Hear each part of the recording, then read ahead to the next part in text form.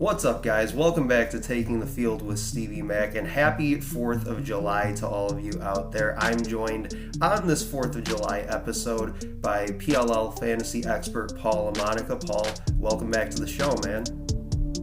Thank you, Stevie. Always happy to be back talking some fantasy lacrosse. Yeah, so I'm not going to try to take up too much of your time, and obviously for anybody out there listening here on 4th of July, don't want to take up too much of your time as you all celebrate here today. So this will be a pretty quick episode. We'll move through it pretty quickly, but just to start out, give us your start sit for this weekend in PLL action in Boston. So who I have for my start column, I put down Liam Entenmann, the goalie for the New York Atlas.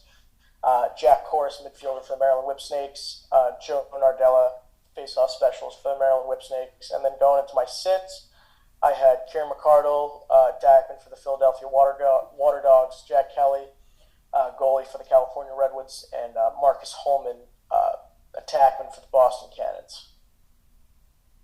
Yeah, and I noticed the Entenmann one the other day, excuse me, when I read that article of yours, and so yeah, I thought that was really interesting because do we know at this point in time which one they'll go with this weekend, or is that more just kind of projecting, like if they decide to go with Entenmann in that game? I think my gut feeling is that he's going to play on Friday. I feel like if there's any time to switch your goalie unit, the time is now. You're coming off a loss where you gave up a solid number of points to an offense that wasn't really clicking in the Maryland Whipsnakes. So if you really want to make this goalie change and start seeing Liam Entenmann get your serious runs, this is the time. And I think you can't really pass up on this because, in my personal opinion, Liam Entenmann is a once-in-a-generational goaltender. You know, I'm a firm believer in that. And I think now, if you want to start building your youth and building your defense around him, this is the time to do it. You're at a point in the season where you've already gotten games under your belt. You're the best team in the league offensively. Defensively, you're in the lower half. You're sitting at like fifth when it goes to scores against average. I think Entenmann can help boost a defense that, while Tim Troutner is playing very well, I think Entenmann's a no-brainer. And if he does get the start, you need to, I think any fantasy owner should put him as their starting goalie. At his price right now, I think this is the perfect match to go with, especially for a starting goaltender. Yeah, and it's interesting because initially when I had read your article and I read that part about Entenmann, I had originally thought about putting him in my own starting lineup. I did eventually go with Kelly as my goalie, and then I kept reading and saw that Kelly was in your sit column. So then I started having that kind of debate with myself about which way do I go with it. And so that was kind of like my biggest concern with Entenmann was, do they go with him this weekend? Do they not? Does he kind of make another relief appearance like we saw last week? So I do think that was interesting. I may take the shot and still make that switch and put Entenmann into my lineup and kind of take that chance, like I said. But one thing you also had this past weekend that you put out on social media was points per coin for fantasy lacrosse in the PLL, and kind of guys that really brought some value based on their cap hit that they were worth last weekend. So I thought it'd be interesting to have you kind of break that down a little bit, and maybe if you have any guys kind of on your radar for this weekend.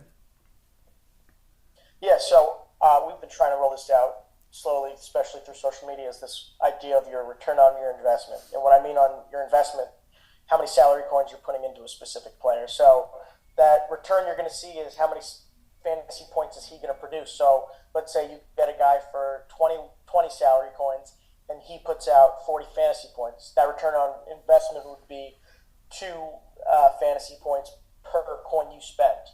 So obviously, the more you're getting out of guys like that, the bigger chance that they're going to produce better. But, you know, there's always some inconsistencies. So let's say you get a guy for 10 salary coins and he only produces 15 fantasy points. Well, he does have a positive, above 1 ROI. It's still not getting the amount of fantasy points you can get with a guy that's, 35 salary coins and he's putting out 35 fantasy points. You'd much rather go with that situation.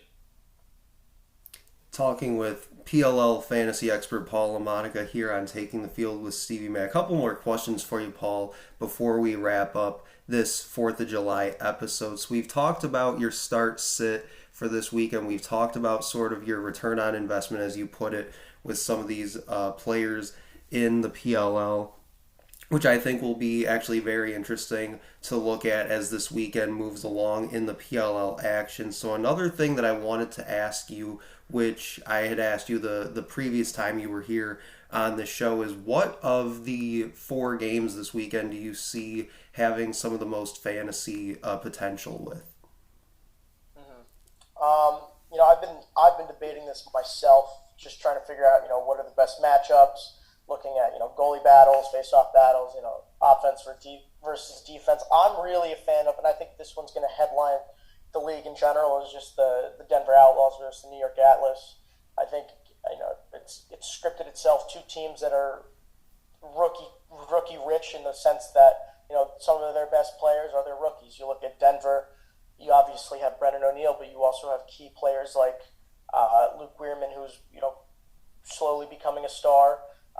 Josh Sawada, who's their facilitator at attack, and then you have players like Jake Pacino, who are trying to fill that role as a ground ball machine at the LSM spot. And then you look at the New York Atlas, you have the steal of the draft, in my opinion, in Tyler Carpenter as one of the league's best LSM, if not the best LSM. And then you obviously have players like Connor Schellenberger, Jake Stevens, and Payne Cormier that made their rookie debut. So I think it's the tale of what the league is going to show in the next couple of years in terms of talent, because I think this draft class has exceeded expectations to what people had believed. Like in the sense that I'm saying that these guys are going to be headlining the league for years to come, the new generation of lacrosse. Yeah, I think that's a really good one. I think anytime, any game really that the Atlas play, you got to feel like there's a solid fantasy value there. Even as you said, the team they're going up against in the Outlaws. So last thing for you here as we wrap this episode up here on 4th of July on Taking the Field with Stevie Mack. You told me off air before we started this episode that you have another article coming out here on Friday. So if you want, just to kind of wrap things up, go ahead and kind of tell people a little bit about that.